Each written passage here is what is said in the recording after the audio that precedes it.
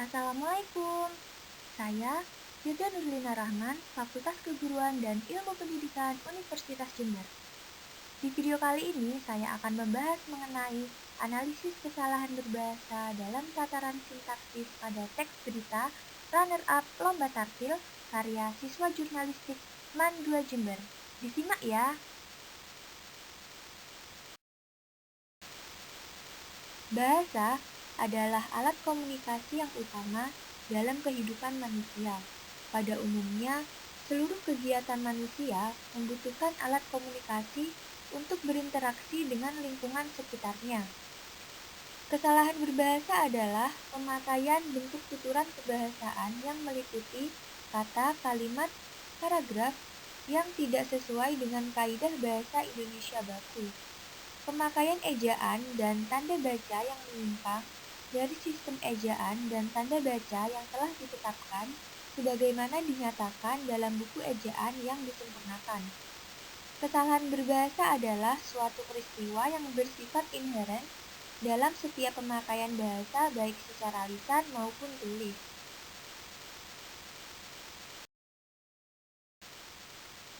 Kesalahan berbahasa pada tataran sintaksis.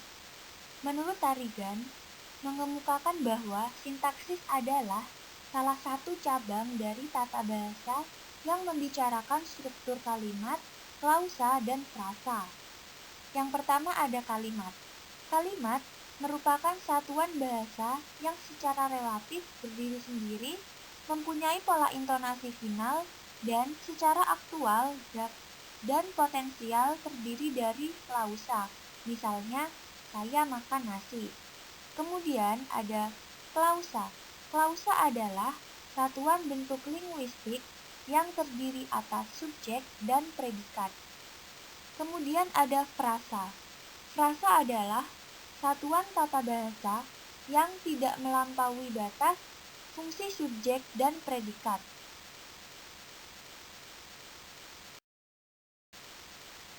Selanjutnya ada faktor yang melatar belakangi terjadinya kesalahan berbahasa. Ada 3 kemungkinan penyebab seseorang dapat salah dalam berbahasa. Yang pertama, terpengaruh bahasa yang lebih dahulu dikuasainya. Penyebab pertama ini dapat diartikan bahwa kesalahan berbahasa disebabkan oleh interferensi bahasa ibu atau bahasa pertama B1 terhadap bahasa kedua B2 yang sedang dipelajari si pembelajar, siswa. Dengan kata lain, sumber kesalahan terletak pada perbedaan sistem linguistik B1 dengan sistem linguistik B2. Yang kedua, kekurangpahaman pemakai bahasa terhadap bahasa yang dipakainya. Pemakai bahasa yang kurang memahami kaidah bahasa dapat menimbulkan kesalahan berbahasa. Pemakai bahasa salah atau keliru menerapkan kaidah bahasa karena ini tidak paham mengenai kaidah tersebut. Kesalahan tersebut karena kekurangpahaman kaidah bahasa sering disebut dengan istilah kesalahan interbahasa atau intralingual error. Yang terakhir ada pengajaran bahasa yang kurang tepat atau kurang sempurna. Nah, kesalahan berbahasa dapat disebabkan oleh pengajaran bahasa yang kurang tepat. Hal tersebut berkaitan dengan bahan yang diajarkan atau dilatihkan dan cara pelaksanaan pengajaran. Bahan pengajaran menyangkut masalah sumber, pemilihan, penyusunan, pengurutan, dan penekanan. Sementara itu, cara pengajaran menyangkut masalah penelitian teknik penyajian, langkah-langkah dan urutan penyajian, intensitas dan kesinambungan pengajaran, dan alat-alat bantu dalam pengajaran. Kemudian ada teks berita. Menurut Kamus Besar Bahasa Indonesia, berita mempunyai arti cerita atau keterangan mengenai kejadian atau peristiwa yang hangat.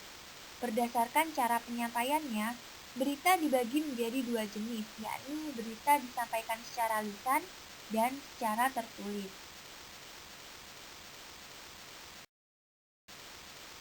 Nah, sekarang kita masuk ke dalam hasil penelitian dan pembahasan teks berita runner-up Lomba Tartil.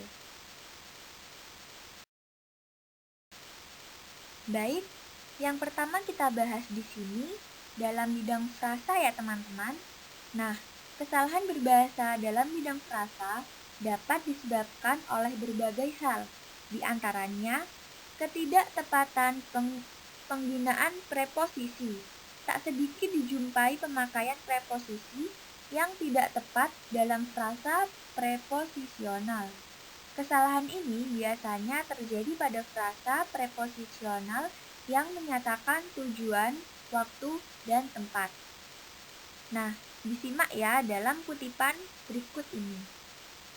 Pada saat detik terakhir pendaftaran akan ditutup, Kak Iva baru mendapatkan kabar dari salah satu teman sekelasnya jika ada perlombaan tartil di Universitas Muhammadiyah Jember tersebut. Nah, kata-kata yang dicetak miring pada kalimat tersebut merupakan bentuk ketidaktepatan dalam penggunaan preposisi. Kata-kata pada saat. Nah, lebih tepat menggunakan preposisi yang menyatakan waktu, yaitu di. Nah, jadi sebaiknya kata pada saat diubah menjadi kata di. Kemudian ini masih di bidang frasa ya. Berlebihan dalam menggunakan unsur atau mubazir. Penggunaan kata-kata yang mengandung makna sama digunakan dalam sebuah kalimat. Nah, dalam kutipan berikut ini. Siti Hanifatul Fauziah yang sering dipanggil Iva, siswa asal MAN 2 Jember ini pada tanggal 26 Januari kemarin kembali mengikuti perlombaan di bidang tartil. Nah, kata-kata yang dicetak miring pada kalimat tersebut menggunakan kata yang mengandung makna yang sama atau sinonim. Kalimat tersebut menggunakan dua makna yang sama di mana kata tersebut menjelaskan keterangan waktu.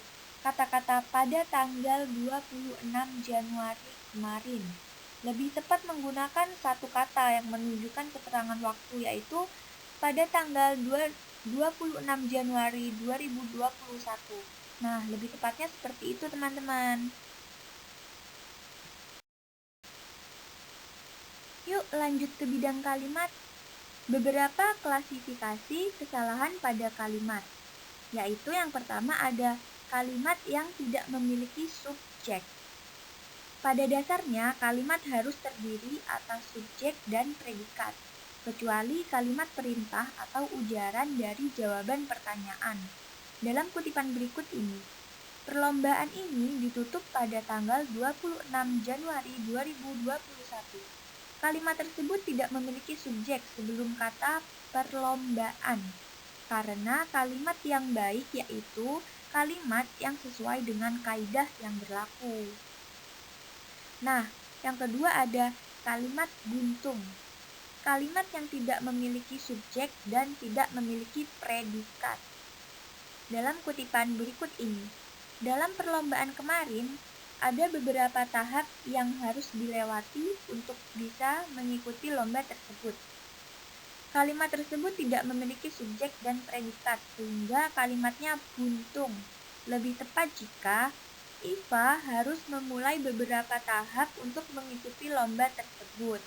Nah, kalimat barusan memiliki subjek dan predikat. Kemudian ada kalimat ambigu. Ambigu adalah penggandaan arti kalimat sehingga menghasilkan dua pemahaman yang berbeda dalam satu maksud kalimat. Ada beberapa faktor penyebab terjadinya ambigu, diantaranya ketidaktepatan intonasi, ketidaktepatan dalam struktur kalimat, pemakaian kata yang bersifat polisemi. Dalam kutipan, dalam perlombaan kemarin ada beberapa tahap yang harus dilewati untuk bisa mengikuti lomba tersebut. Nah, kalimat tersebut ambigu karena ada dua keterangan yang sama dalam satu kalimat dengan tambahan keterangan waktu yang mengakibatkan dua pemahaman yang berbeda. Apakah ada dua lomba berbeda pada kalimat tersebut? Satu lomba yang sama dan lomba apa? Begitu. Nah, pembahasan kita sudah selesai nih teman-teman.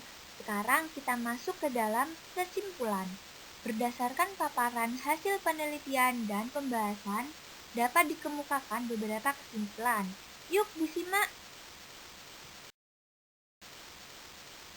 Kesalahan berbahasa pada tataran sintaksis atau frasa dalam tulisan berita yang ditulis oleh salah satu siswa yang mengikuti ekstrakurikuler jurnalistik di MAN 2 Jember disebabkan oleh 1. Ketidaktepatan penggunaan preposisi. 2.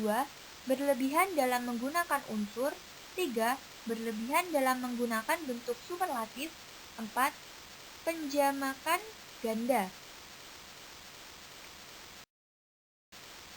Kemudian, kesalahan berbahasa pada tataran sintaksis kalimat dalam tulisan berita yang ditulis oleh salah satu siswa yang mengikuti ekstrakurikuler jurnalistik di MAN 2 Jember disebabkan oleh 1.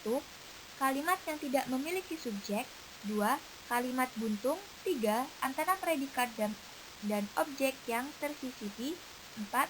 Kalimat ambigu. 5. Kalimat tidak logis. 6. Berlebihan dalam menggunakan konjungsi. 7. Penggunaan kata tanya yang tidak perlu.